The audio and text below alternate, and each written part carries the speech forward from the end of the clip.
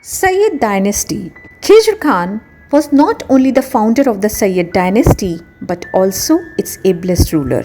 In 1398, he joined forces with Timur. When Timur left India, he appointed Khizr Khan as his viceroy in Multan. Khizr dethroned Bahlul Khan, a noble under the later Tughlaq, selected as the Sultan of Delhi in 1414 AD and became the king of Delhi.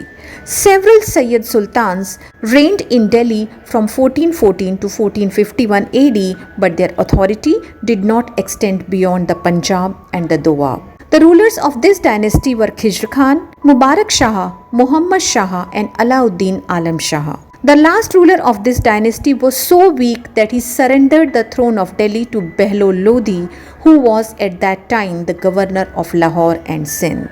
The Lodhi Dynasty.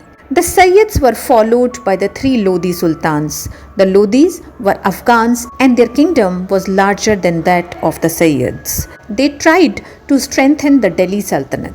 Bahlul Lodi. Bahlul Lodi was the founder of the Lodhi Dynasty. Sikandar Lodi succeeded Bahlul Lodi and shifted the capital from Delhi to Agra. Sikandar Lodi's tomb lies on the northwestern corner of the Lodhi Gardens in Delhi. It is an octagonal tomb with a central octagonal chamber surrounded by veranda. Each side is pierced by 3 arches. Ibrahim Lodi was the last ruler of this dynasty.